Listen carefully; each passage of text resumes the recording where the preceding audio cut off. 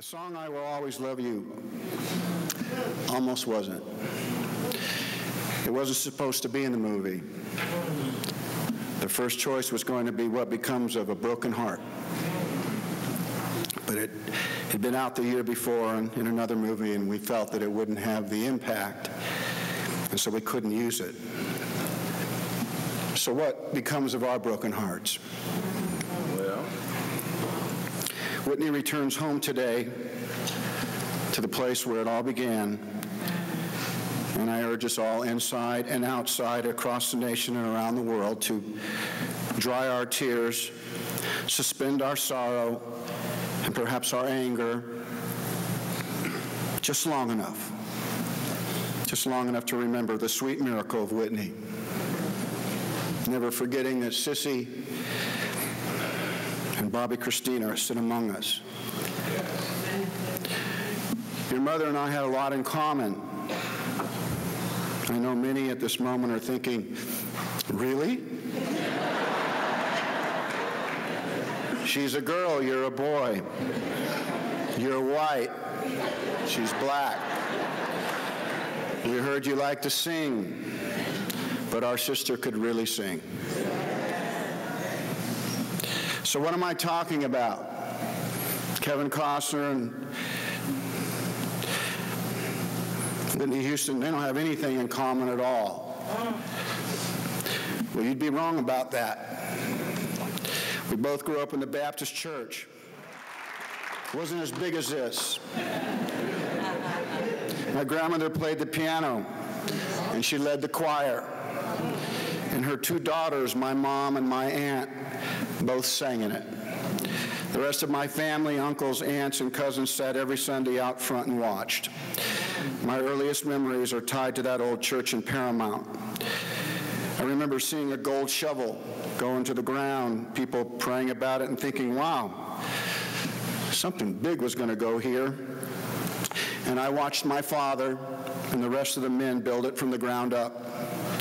I was probably 4 years old and seemed to be always in the way. I wanted to help. I wanted to be in on the action. One of the men snapped down a red line where the choir would be standing one day and said, have at it. As many nails as you want, all on this line. I always took great comfort in watching my mom and aunt sing, knowing that they would never fall through that floor where I had worked.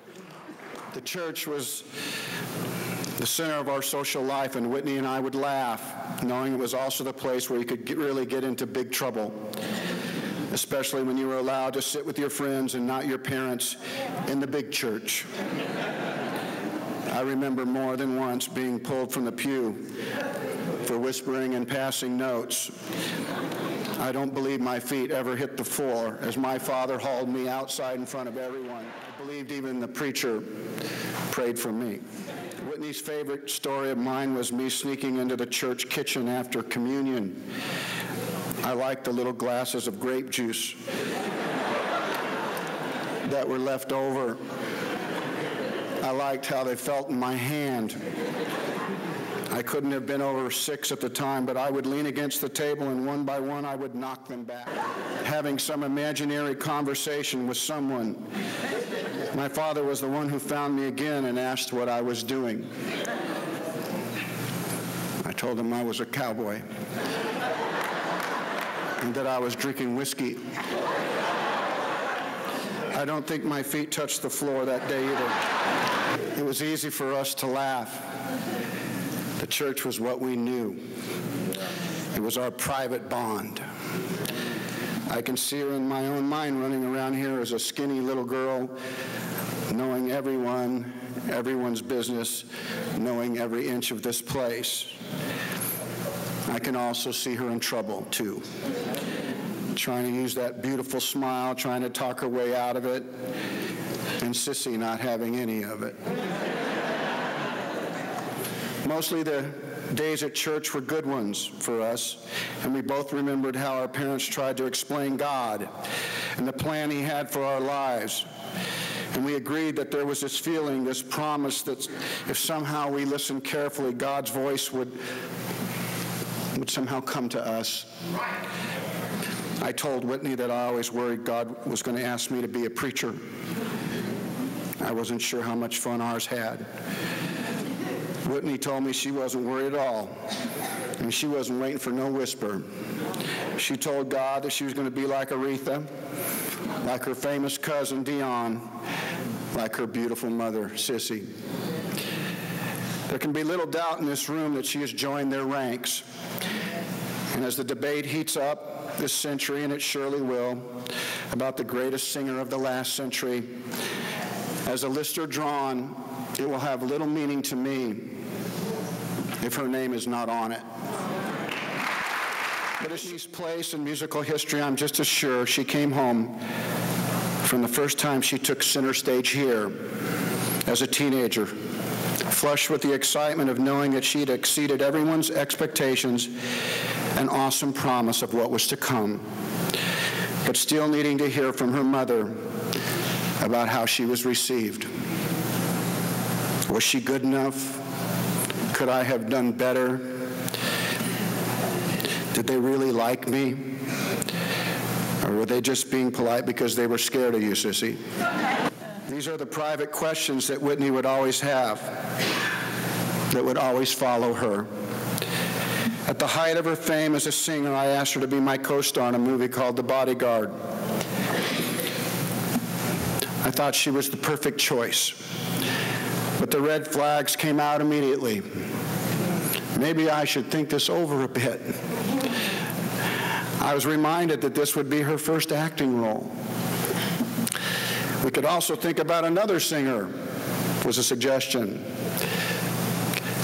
Maybe somebody white. Nobody ever said it out loud, but it was a fair question. It was. There would be a lot riding on this. Maybe a more experienced actress was the way to go. It was clear I really had to think about this. I told everyone that I had taken notice Whitney was black. The only problem was I thought she was perfect for what we were trying to do. There was a bit of a relief in the room when we found out that Whitney was going to be on tour and she wouldn't be available for our movie. The anxiety came right back when I said we should postpone and wait a year. That was a lot for the studio to accept, and to their credit, they did, but not without a screen test. Whitney would have to earn it. That was the first time I saw the doubt creep into her that she would not be handed the part. She would have to be great. The day of the test came and I went into her trailer after the hair and makeup people were done. Whitney was scared. Arguably the biggest pop star in the world wasn't sure if she was good enough. She didn't think she looked right. There were 1,000 things to her that seemed wrong.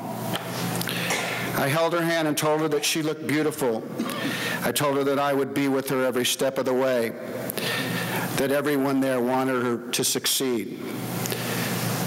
But I could still feel the doubt. I wanted to tell her that the game was rigged, that I didn't care how the test went, that she could fall down and start speaking in tongues, that somehow I would find a way to explain it as an extraordinary acting choice. And we could expect more to follow. And gee, weren't we lucky to have her? But that wouldn't have been fair. It wouldn't have been fair to Lawrence Kasdan, who'd written the screenplay 15 years earlier. It wouldn't have been fair to my partners at Warner Brothers. And it wasn't the right signal to send to Whitney. She took it all in and asked me if she could have a few minutes by herself and would meet me on the set. I was sure she was praying. After about 20 minutes later, she came out. We hadn't said 4 lines when we had to stop.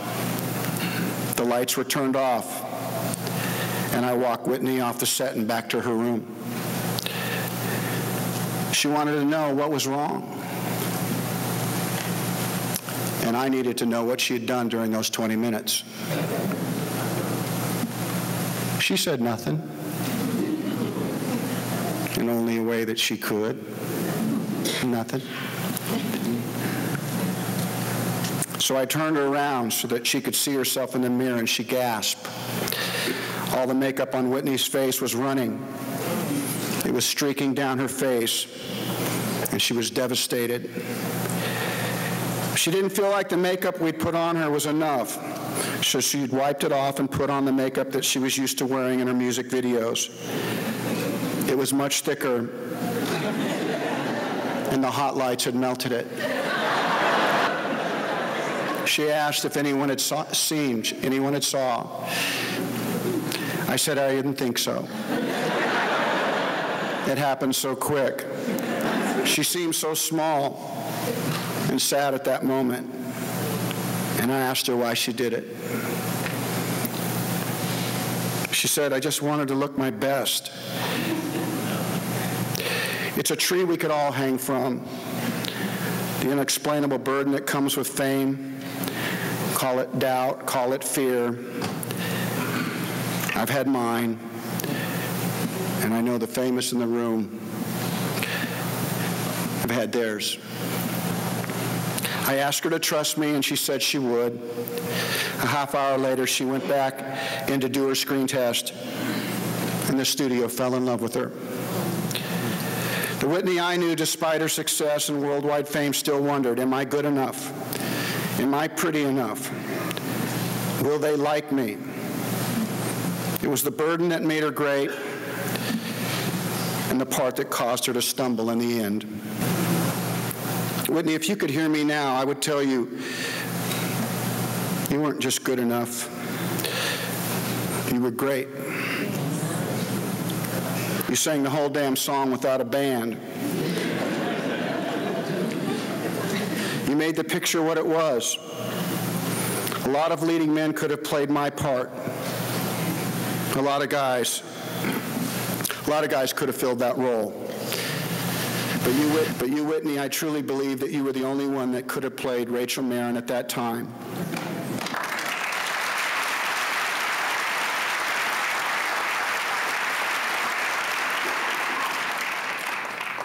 You weren't just pretty.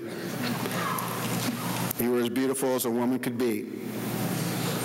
And people didn't just like you, Whitney. They loved you. I was your pretend bodyguard once, not so long ago. And now you're gone. Too soon, leaving us with memories of a little girl who stepped bravely in front of this church, in front of the ones that loved you first, in front of the ones that loved you best and loved you the longest. Then boldly you stepped into the white-hot light of the world stage. And what you did is the rarest of achievements. You set the bar so high that professional singers, your own colleagues, they don't want to sing that little country song. What would be the point? Now the only one who sing your songs are young girls like you, who are dreaming of being you someday. And so to you, Bobby, Christina, and to all those young girls who are dreaming that dream, but maybe thinking they aren't good enough, I think Whitney would tell you, guard your bodies and guard the precious miracle of your own life. And then sing your hearts out, knowing that there's a lady in heaven who is making God himself wonder how he created something so perfect. So off you go, Whitney. Off you go. Escorted by an army of angels to your heavenly Father.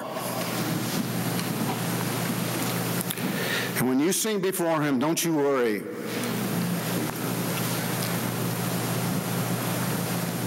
You'll be good enough.